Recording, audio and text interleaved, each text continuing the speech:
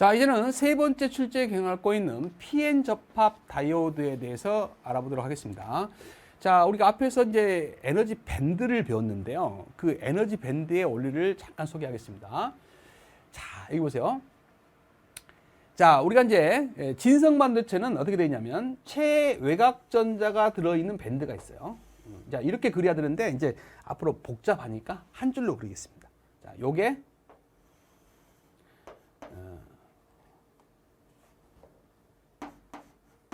자, 밸런스 밴드. 우리말로 뭐라고요? 가전자대. 자꾸 복습을 하셔야 돼요. 그 다음에 이 전자가 이제 에너지를 받아서 자유전자가 될 수 있는 밴드. 뭐라 했어요? 컨덕션 밴드. 전도대. 이름을 꼭 외우셔야 돼요. 전도대. 근데 이제 전자가 가질 수 있는 확률이, 전자가 발견될 수 있는 확률이 2분의 1인 곳이 있죠. 그게 뭐예요? 페르미 준위.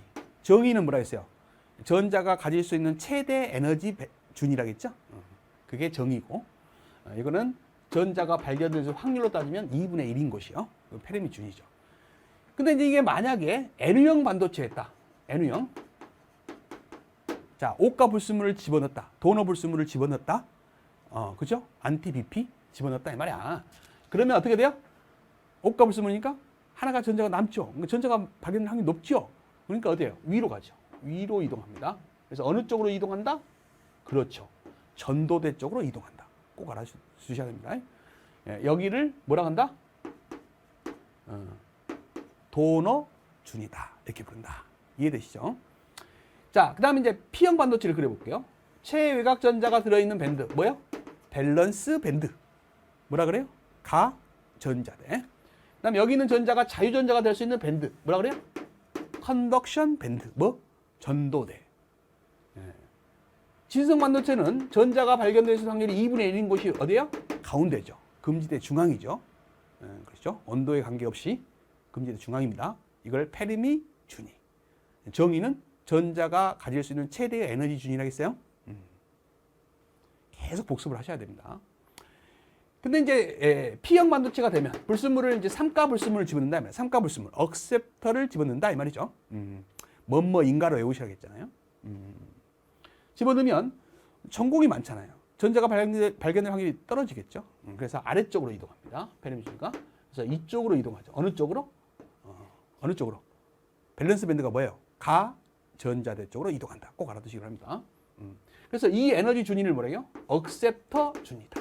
이렇게 말합니다. 근데 이제 이 PN 접합을 우리는 할 거예요. 그래서 이 N형 반도체와 P형 반도체를 붙일 거란 말이에요. 결합을 할 때는 원리가 있어요. 같은 에너지 준위에서 결합을 합니다. 에너지 준위가 같은 높이에서 결합해요. 어떤 에너지가? 이 도너와 억셉터의 에너지 준위가 같은 높이에서 결합해요. 그래서 이 높이가 같아야 되기 때문에 지금 이쪽이 아래고 지금 이쪽 위에 있잖아요. 같은 높이에 그리려면 이게 아래로 가든지 이게 위로 가서 일치시켜야 된다. 이런 말입니다. 이해되시겠어요? 그래서 제가 지금부터 일치를 한번 시켜볼게요. 이걸 이제 아래쪽으로 이동시켜서. 자, 이렇게 이동시키면 어떻게 될까요? 자, 여기가 뭐가 될까요? 컨덕션 밴드. 자, 여기가 이제 진성 반도체 페르미 준이라면 여기가 뭐가 될까요? 밸런스 밴드. N형 반도체의 모양이 되겠죠. 그래서 이 도너 준위와 억셉터 준위가 일치하게 그린 거예요. 근데 밴드끼리는 이어져야 되니까 컨덕션 밴드끼리 이렇게 이어지고요. 그렇죠? 밸런스 밴드끼리 이렇게 이어져야 된다. 한마디로 밴드가 휘는 현상이 생기죠. 이해되겠어요? 그래서 여기 이 위에 올라갔던 자유전자들이 여기서 올라갔던 자유전자가 있잖아요. 이 자유전자 이쪽으로 가야 나중에 전류가 흐르는 겁니다. 근데 가려고 하든지 이 높이가 생겼죠. 이만큼의 높이가 생겼어요. 그래서 못 가는 거예요. 그래서 처음에는 결합을 하게 되면 이 밴드가 휘기 때문에 전자나 전공이 움직이지 못합니다. 전류가 안 흘러. 그러다가 어떻게 해요? 이 옆에서 전압을 가하게 되면 이 전자를 밀어준단 말이에요. 그러게 되면 이게 올라가게 되죠. 그래서 전류가 흐르게 됩니다. 그럼 여기까지 올려주는데 걸리는 전압이 있겠죠. 필요한 전압이 있겠죠. 그거를 문턱 전압이라고 해요. 스레스홀드 볼테지. 문턱 전압입니다. 문턱 전압. 그것이 이제 다이오드에서 학교에서 배우셨으니까 0.7V 실리콘일 때는, 게르마늄일 때는 0.2에서 0.3V가 필요하다. 이런 걸 학교 다닐 때 배우셨을 거예요. 그걸 문턱 전압이라고 해요. 이 정도의 전압을 최소 줘야, 그 이상의 전압을 줘야 전류가 흐르기 시작하는 게 다이오드가 되는 거다라는 거죠. 그 에너지 밴드가 여기 그려져 있는 거예요. 아시겠죠? 그래서 이제 에너지 밴드로 이 힘이 생기는 이유를 설명드렸고, 이 높이가 바로 전위 장벽이 됩니다. 전위 장벽이 돼요. 전위 장벽이 된다.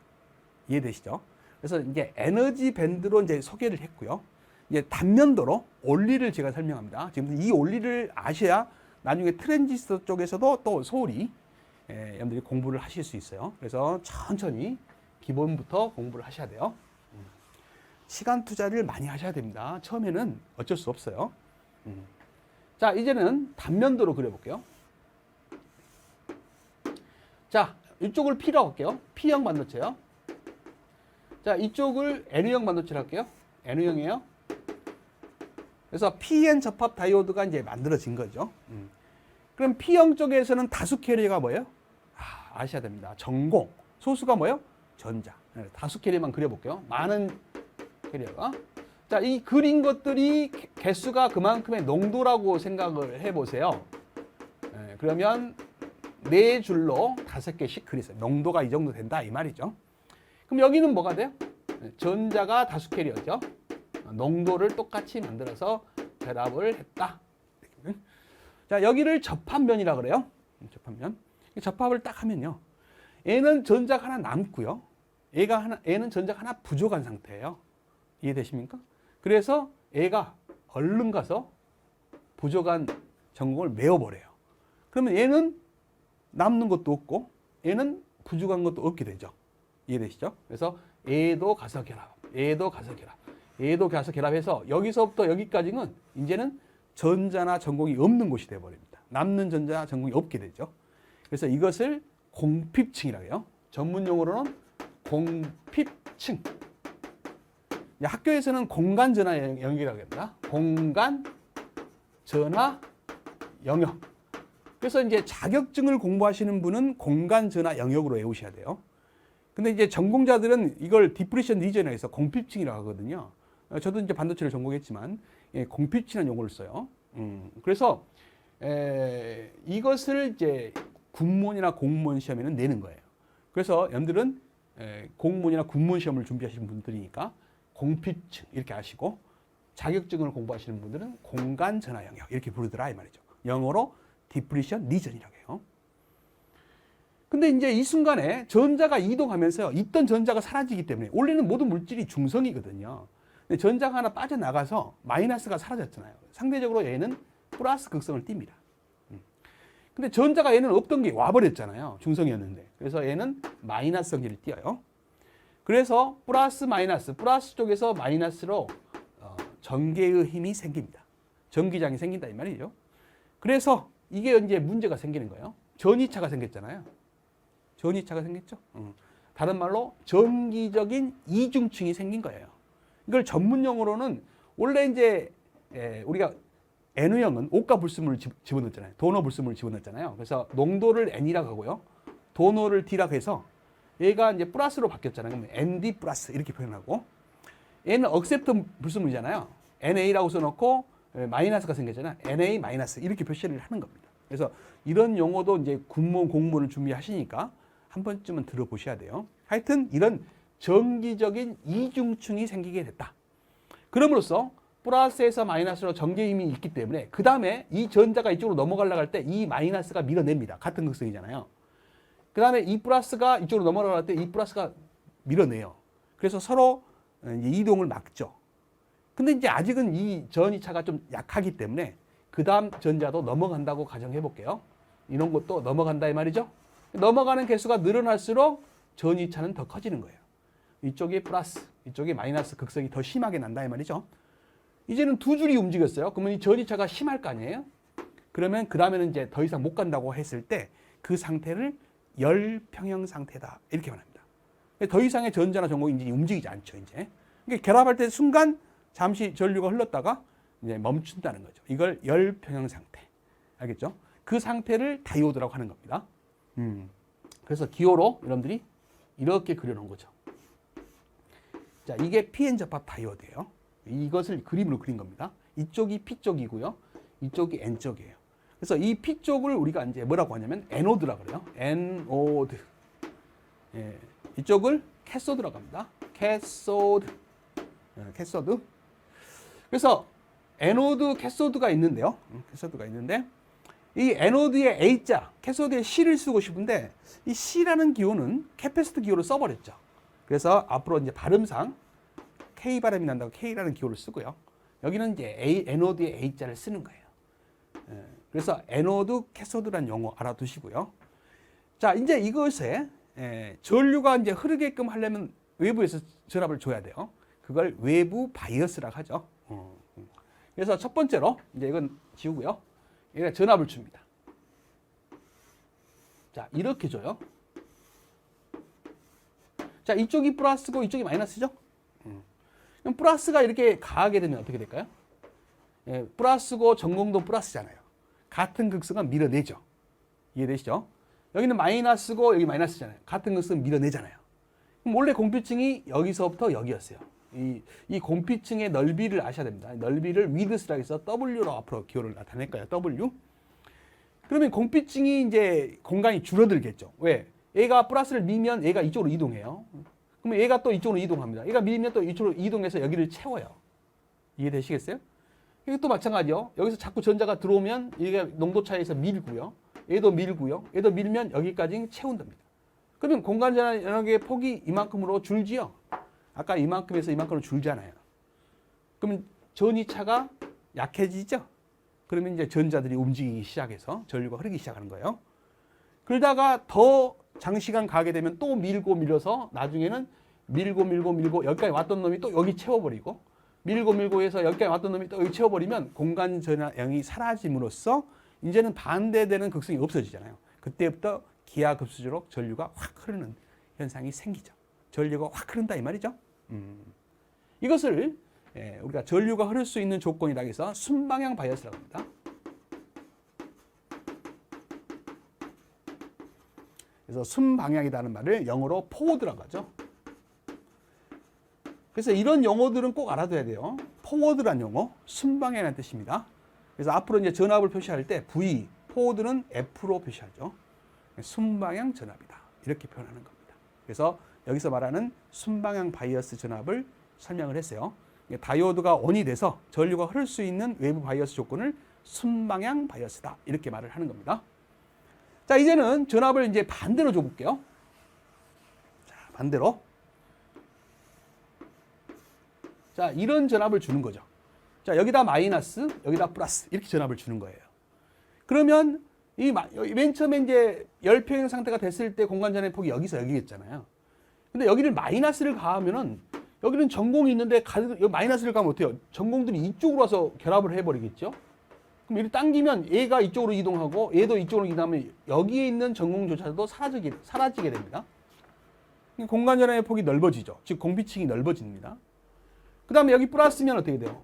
전자들도 당기고 여기 있는 거 당겨서 오면 어떻게 해요? 여기 있는 전자들이 사라져 버리는 거예요. 그래서 공간 전압의 폭이 여기서부터 여기가 돼버리죠. 넓어진다 이 말이죠. 그러면 여기가 이제 전자가 사라지니까 플러스 극성, 여기가 전공이 사라지니까 마이너스 극성이 돼서 전이차가 더 생겨서 아까 전이 장벽이 더 높아지는 거예요. 에너지 밴드로 따지면. 그러면 전자가 이제 올라가서 전류가 흘러야 되는데 더 높아서 못 가죠. 전류가 흐를 수 없는 조건의 바이어스입니다. 그래서 이것을 역방향이라고 그래요. 그래서 역방향 바이어스 전압이다. 이렇게 부르는 겁니다. 그래서 역방향을 영어로 뭐라고 해요? 리버스라고 그래요. 그래서 리버스 바이어스. 그래서 V에다 R을 붙여서 역방향 바이어스다. 이렇게 부르는 겁니다. 이해되시죠? 그래서 두 가지 전압 조건 물어봅니다. 자, 전류가 흐를 수 있는 전압의 조건, 순방향 바이어스. 전류가 흐를 수 없는 전압의 조건, 역방향 바이어스. 두 가지로 전류가 흐르고 안 흐르고 한다. 아시겠죠? 두 가지 조건이 시험에 나옵니다. 그러면 이제 그래프를 좀 그려볼게요. 자, IV 곡선이라고 그래요. IV 곡선. 자, 여기에 이제 가해준 전압이고요. 여기가 이제 다이오드에 흐르는 전류죠. 전류예요. 예, 이쪽이 이제 순방향입니다. 이쪽이 역방향이에요. 순방향일 때 처음에는 전류가 잘 안 흐르죠. 그러다가 어떻게 돼요? 문턱 전압을 넘었으면 전류가 기하급수적으로 흘러요. 문턱 전압이 뭐예요? 아까 전위 장벽이 사라지는 그때의 전압이죠. 그래서 그때의 전압을 한 이 정도 잡아서 이것을 스레스홀드 볼테지, 문턱 전압이라고 합니다. 그래서 실리콘으로 만들었냐, 게르마늄으로 만들었냐 좀 틀린데 실리콘으로 만들었을 때는 0.7V 정도, 이 정도를 우리가 문턱 전압으로 잡고요. 뭐 이게 우리가 임의대로 잡는 거 아니에요. 실험에 의해서 나오는 겁니다. 그 다음에 게르마늄은 0.2에서 0.7V 정도가 이제 문턱 전압이 됩니다. 그 다음에 이제 이쪽이 이제 역방향이죠. 그래서 역방향을 주면 전류 흘러요, 안 흘러? 안 흘러요. 안 흐르는데 이제 여기서 이제 설명을 드릴 거예요. 역방향을 주면 전류가 흐르지 않아야 되는데 약간의 무시해도 될 만큼의 전류가 약간 흐르죠.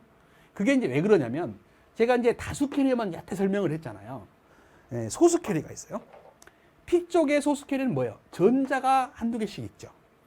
이쪽에 N쪽의 소수 캐리어는 뭐예요? 전공이 한두 개씩 있는 거예요.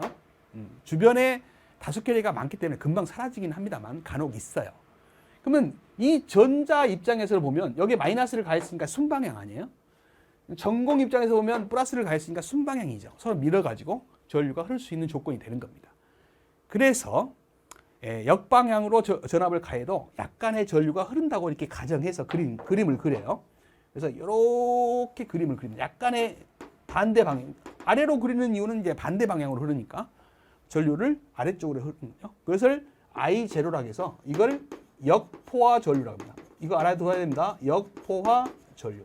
오늘 첫 시간이지만 이런 것들을 세세하게 공부해놔야 뒤에가 편하다겠어요. 그리고 첫 장에서 시험 문제가 3문제가 나오고 있어요. 이 정도 투자 못 하시면 안 됩니다. 그래서 역포화 전류예요. 역포화 전류. 그래서 이 역포화 전류는 소수 캐리어 때문에 흐르는 전류인데 역방향이니까 아래를 그렸어요. 근데 사실은 그릴 수가 없어요. 왜 그러냐면 여기에 흐르는 전류는 밀리암페어 단위로 흐릅니다. 10의 마이너스 3승이죠, 밀리는. 근데 이 역포화 전류는 마이크로 암페어 단위로 흘러요. 10의 마이너스 6승이죠. 1000배 차이가 나요. 1000배 차이가 나는 것을 로그 스케일로 그리지 않는 이상 한 곡선에 그리기는 어렵죠. 그래서 거의 안 흐른다고 생각하세요. 그냥 눈에 보여주기 위해서 그렸을 뿐이지 그릴 수가 없을 정도로 적게 흐르는 전류다. 역포화 전류다. 근데 이제 더 중요한 게 역방향으로 아주 높은 전압을 가해줘 버리면 이 소자가 파괴됩니다. 파괴되면서 전류가 쫙 흘러요. 이런 현상을 또 알아야 돼요. 이걸 블랙다운이라고 합니다. 이건 소자가 파괴되면서 흐르니까 전류는 흐르는데 다시 오픈을 못 시켜요. 쓸 수가 없죠. 그래서 이런 현상을 블랙다운 현상, 항복 현상이라고 합니다. 그래서 이런 항복 현상이 왜 생기냐가 또 시험이에요. 여러분들 시험. 그래서 알아야 됩니다. 그래서 두 가지 메커니즘이 있는데 그건 조금 이따 나중에 기회가 될 때 설명드리고요. 그 다음에 전류를 보면 다이오드는 이게 온이 돼도요. 전류는 이때의 전류는 뭐 이만큼 흐르고 이때의 전압일 때는 또 전류가 이만큼 흐르고 또 이때 되면 또 전류가 많이 흘러서 이만큼 이 전류 흐르는 양도 다르고요. 온이 됐어도 전류가 양이 적은데 온이 아니고 오프가 돼도 약간의 전류가 흐르고 영 마음에 안 들죠. 그래서 제일 좋은 이제 전류 곡선은 이거예요. 내가 원하는 이런 문턱 전압에서요. 여기는 전류를 아예 안 흐르고 여기 전압보다 약간이라도 높으면 그냥 무한대를 나타낼 때는 화살표로 나타내는 겁니다. 이게 무한대라는 뜻이에요. 무한대로 전류가 딱 흘러주는 이런 소자가 좋다. 근데 이렇게 흐르는 전류가 여기 있네요. 근데 요거는 뭐요? 전류가 무한대로 흐르긴 흐르는데 반대로 흐르니까 밑으로 이제 흐르는 걸로 그릴 뿐이지 무한대로 흐르는 거죠. 그래서 이게 아주 이상적인데 오프가 안 돼요.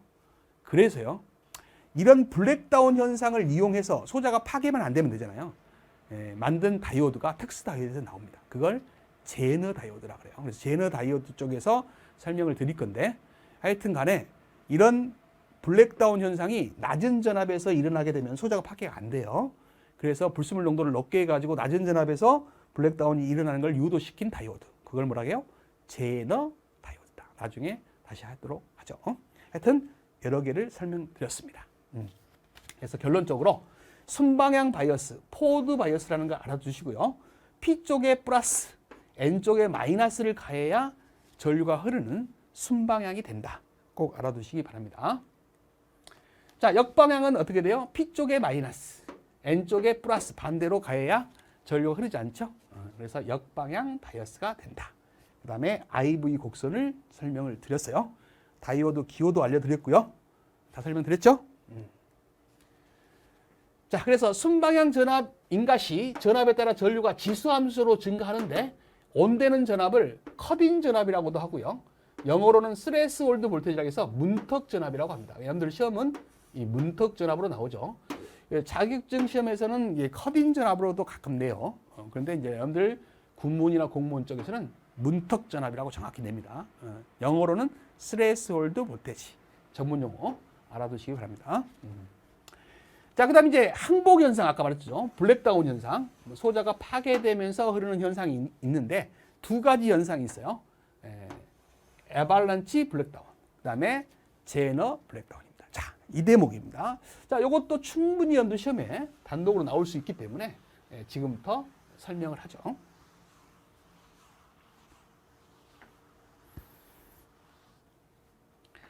자, 우리가 이제 PN 접합을 할 때, 자, 맨 처음에는 공간 전화 영역이 요만큼 생긴다 했어요. 이쪽이 P 쪽이고 이쪽이 N 쪽이다. 근데 역방향 전압을 가하게 되면 이렇게 가는 거죠. 이제는 자연스럽게 알아야 돼요. 마이너스 플러스. 이게 역방향 아닙니까? 그러면 공필직이 늘어나요? 줄어들어요? 늘어나죠. 이렇게 늘어납니다. 이해되시죠? 공필직이 늘어난다는 거 아시겠죠? 근데 소수 캐리어가 있어요. P 쪽에 뭐가 있어요? 소수 캐리어, 전자가 있죠. N 쪽에는 뭐가 있어? 전공이 있어요. 이 소수 캐리어 입장에서 보면 여기 마이너스니까 얘가 밀어져서 넘어가고 여기가 플러스니까 얘가 밀어져서 넘어갑니다. 근데 이 공피층이 아까보다 훨씬 넓어졌잖아요. 근데 미는 이 전압을 엄청나게 강하게 밀어버린다라는 거죠. 그러면 이 움직임이 빨라져요. 그러니까 여러분들이 예를 들어서 수업을 듣다가요, 화장실 가고 싶어서 이제 교실을 빠져나갈 때 급하니까 문을 팍 열고 팍 나가보세요. 그러면 지나가는 사람하고 우연히 지나가는 사람하고 부딪힐 가능성이 높죠. 근데 바쁘지 않으니까 천천히 열어서 주변을 살피면서 열고 나가요. 부딪힐 가능성이 적잖아요. 그거 똑같은 거예요. 이게 가다가 어떻게 돼요? 속도가 빠르니까 부딪혀 버린다는 거죠. 그래서 여기에 결합되어 있는 전자를 부딪혀 버리면 전자와 전공이 결합되어 있는 전자가 튀어나오는 거예요. 전자가 튀어나오는 거예요. 부딪혀서. 이해되시죠? 그래서 이제 천천히 움직이다 붙이면 안 아픈데 세게 빨리 움직이다 부딪히면 엄청 아프죠. 그거 똑같아요. 에너지가 그만큼 강하게 전달이 돼요. 그러면 튀어나와가지고 또 옆에 전압이 강하게 가하고 있으니까 이 마이너스 전자를 성기를 띠고 있는 전자는 이 플러스 쪽으로 이동을 합니다. 이 플러스 쪽으로 이동한단 말이에요. 또 급하게 가다가 또 때려요. 처음에는 어때요? 얘가 하나가 때렸는데 이제는 뭐예요? 얘하고 전공하고 두 개가 생겼잖아요. 그럼 얘는 이쪽으로 가면서 때리고 얘는 이쪽으로 가면 때리면 두 개가 때려요. 그럼 또 하나당 또 두 개가 생기죠. 전자를 항모.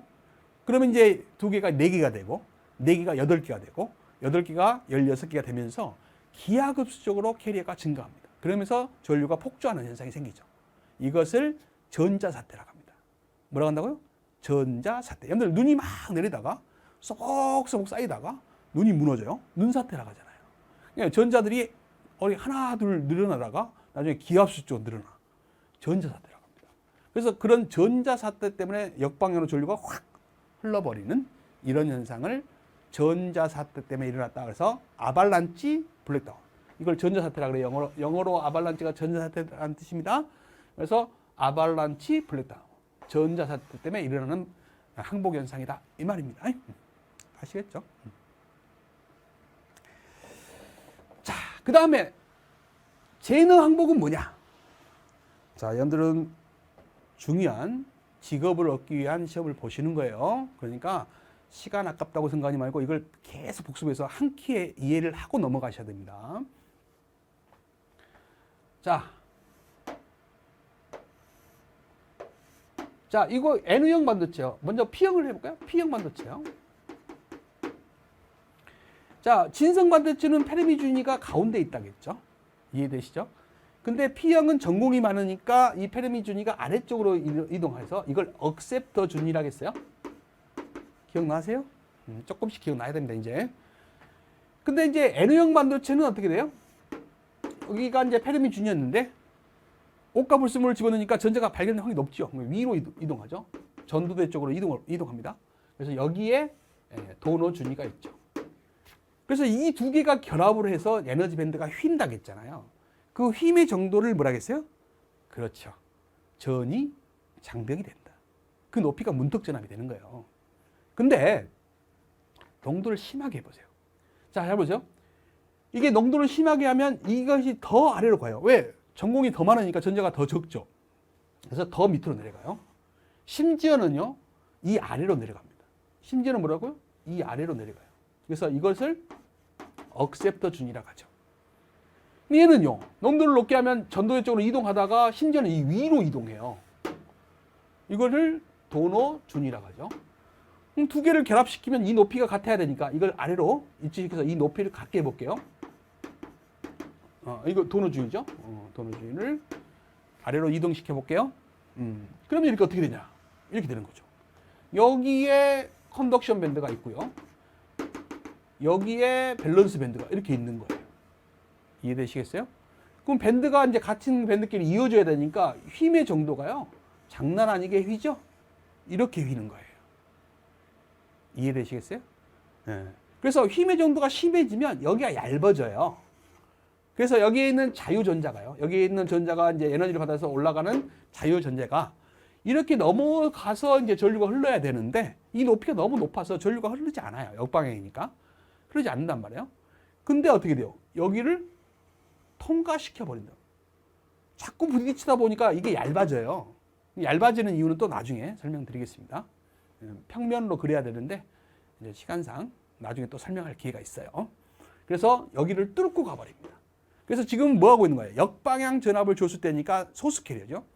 그럼 여기에 있는 소수 캐리어는 뭐예요? N형 반도체는 전공. 여기는 뭐예요? 소수 캐리어가 전자죠. 이것들이 정상적으로 올라가서 전류가 흐르는 게 아니라 에너지 밴드가 굉장히 밴드가 휘니까, 농도를 높게 해서 휘니까 낮은 전압에서도 여기를 뚫어버리는 거죠. 그렇게 높지 않은 전압. 아까 아발란치 블랙다운은 아주 높은 역방향 전압을 줬을 때 생기는 현상이고요. 이거는 아주 높지 않아도 이게 얇으니까 여기를 뚫고 가버리는 거예요. 자꾸 넘어가려고 부딪히다 보니까 순간적으로 뚫어버려요. 처음에는 이제 뚫기 힘들지만 한번 뚫리면 계속 뚫어서 기하급수로 전류가 흘러버리죠. 이런 현상을 터널링이라고 합니다. 그래서 이런 터널링 현상이 생겨서 전류가 확 흐르는 이런 항복 현상을 제너 항복이라고 합니다. 그래서 제너 항복의 핵심 용어는 뭐냐면 일단 불순물 농도를 높게 있다는 거죠. 그래서 밴드가 굉장히 힘이 심하다. 그래서 공간 전하량이 얇아지면서 힘이 정도가 심하니까 소수 캐리어가 거기를 뚫어버려요. 뚫어서 터널링이죠. 전류가 확 흐르는 현상이 생겼다. 그거를 제너 항복이라고 한다. 아시겠죠? 그래서 두 가지 항복 현상을 반복적으로 들어보시기 바랍니다. 지금 이제 여러분들 동영상을 올려놓을 거 아니에요? 그러면 반복해서 또 들어보고 또 들어보면서 이해를 하셔야 됩니다. 그래서 소수 캐리어예요. 역방향 둘 다. 얘는 높은 전압으로 인해서 전자 사태 때문에 생기는 항복 현상이고, 요거는 그렇게 높지 않은 전압이지만 불순물 농도를 높게 해가지고 전이차가 밴드의 힘을 심하게 하는 거죠.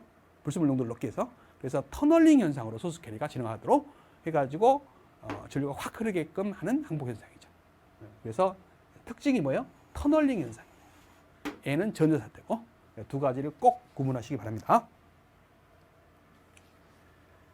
자, 굉장히 어려운 내용들을 자세하게 설명하고 있어요. 시간 투자를 많이 하셔야 됩니다. 자, 여기에 공간 전하 용량, 천이 용량이 나옵니다.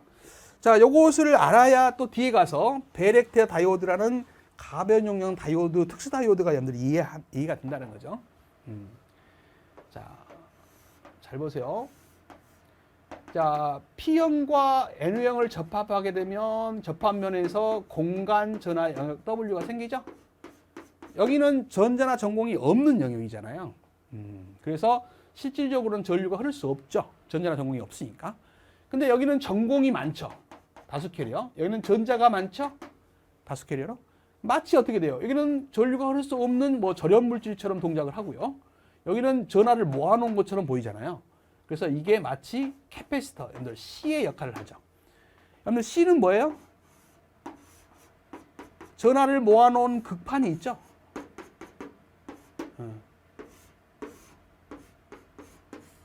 여기 극판이 있잖아요. 극판. 금속으로 만든 판입니다. 이게 금속으로 만든 판은 면적을 S라고 한다면 면적이 넓을수록 전하들을 많이 모을 수 있죠. 그런데 이제 만약에 이쪽에서 이쪽으로 지나가 버리면 다 이제 방전돼 버리는 거니까 전하들이 방전되지 못하도록 저렴 물질로 채웁니다. 유전 물질로 채운다. 유전 물질의 성질을 알려주는 기호가 유전율이죠. 유전율입니다. 그 다음에 이제 이 극판 사이의 거리를 스몰 d라고 한다면 이 충전 용량 C는요, 유전율에 비례해요. 이게 유전율이 약하면 방전돼 버리니까 유전율에 비례하고, 그다음에 극판의 면적에 비례합니다. 면적이 많을수록 넓을수록, 많은 게 아니라 넓을수록 전하를 많이 충전할 수 있죠. 그 다음에 극판 사이의 거리에는 반비례해요. 그래서 거리가 가까울수록 충전 용량이 큰 거고요. 거리가 멀수록 충전 용량이 약한 거죠. 그래서 이 관계는 기본적으로 여러분들 공무원 시험 보시려면, 군무원 공무원 시험 보시려면 아셔야 되는 공식입니다. 이게 캐패시터 공식이에요. 용량의 공식. 그러면 여기서 이 유전율의 역할을 하는, 유전체 역할을 하는 게 공간전화 영역이에요. 그래서 여기서 거리 D의 역할을 하는 게 이 W다 이 말이죠. 이해되시죠? 그래서 이 접합을 하면서 생기는 용량을 접합 용량이라고 그래요. 접합, 정션의 약자입니다. 접합 용량은 W에 반비례한다는 거 아셔야 돼요. D가 크면 클수록 용량이 준다라는 거죠. W에 반비례한다. 이걸 꼭 알아두세요. 그러면 W에 반비례하니까 잘 들으세요. 역방향 전압을 주면 줄수록 이 W가 길잖아요. 더 길어지죠. 역방향을 주면. 순방향을 주면 얇아지잖아요. 순방향을 주면 C의 용량은 커지고요. 역방향을 주면 C의 용량은 작아진다. 이런 것들을 물어본단 말이에요. 엄청 어려워요. 헷갈리죠. 여기서 꼭 공부를 하셔야 돼요. 그래서 역방향 전압을 주면 공간 전하 영역이 넓어지잖아요. 이건 아시죠? 그러니까 이게 넓어지면 용량은 줄어들죠. 그런 관계를 꼭 아셔야 돼요. 그래서 역방향 전압을 주게 되면 이게 넓어지니까 C의 용량이 줄어든다. 꼭 알아두세요. 그래서 이 C의 용량과 이게 역방향 전압이에요. 어느 관계냐면 루트 2분의 1배분의 1로 줄어든다 이 말이죠. 그래서 역방향 전압과 C의 용량은 반비례 관계인데 그냥 반비례가 아니라 제곱근의 반비례죠. 아셔야 됩니다. 그래서 이런 공식은 이거는 알 필요 없어요. 이 공식은 알아야 된다 이런 말입니다. 그래서 역방향 전압의 제곱근에 반비례한다라는 거죠. 아셔야 됩니다.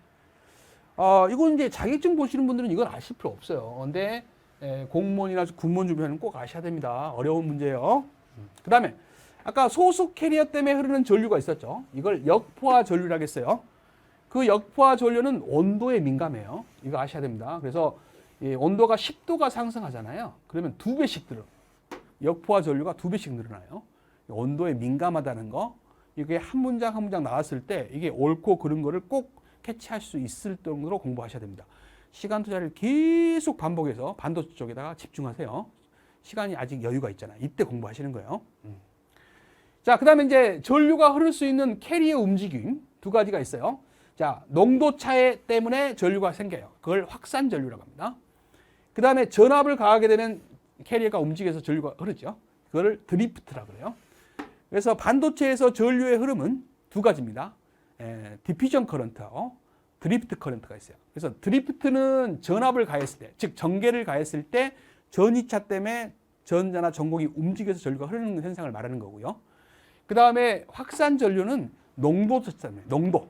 우리가 이제 물에다가 잉크를 딱 떨치면 그게 퍼져가잖아요. 농도가 높은 쪽에서 낮은 쪽으로 퍼져가잖아요. 그런 원리로 전류가 흐르는 걸 확산 전류, 디퓨전 커런트. 전압을 가했을 때 전개가 생겨서 전류가 흐르는 것을 드리프트 커런트. 두 가지 꼭 알아두시기 바랍니다. 그 다음에 아까 열평형 상태를 말씀드렸죠? 다이오드 PN 접합이 딱 됐을 때는 처음에는 이제 전자나 전곡이 움직이면서 전류가 흐르다가 어느 상태가 되면 일정한 시간이 흐르면 열평형 상태가 되죠. 그 열평형 상태가 왜 생기냐면 확산 전류와 드리프트 전류, 그러니까 농도차 때문에 생기는 전류와 전압차 때문에 생기는 전류가 그 합이 0이 될 때 우리가 열평형 상태가 된다라는 것도 좀 알아두시기 바랍니다. 자, 개념 확인 문제를 풀어보죠. 자, 반도체 다이오드 두 가지 바이어스 조건. 뭐요? 순방향과 뭐가 있어요? 역방향 바이어스가 있다. 답은 4번이 되겠습니다.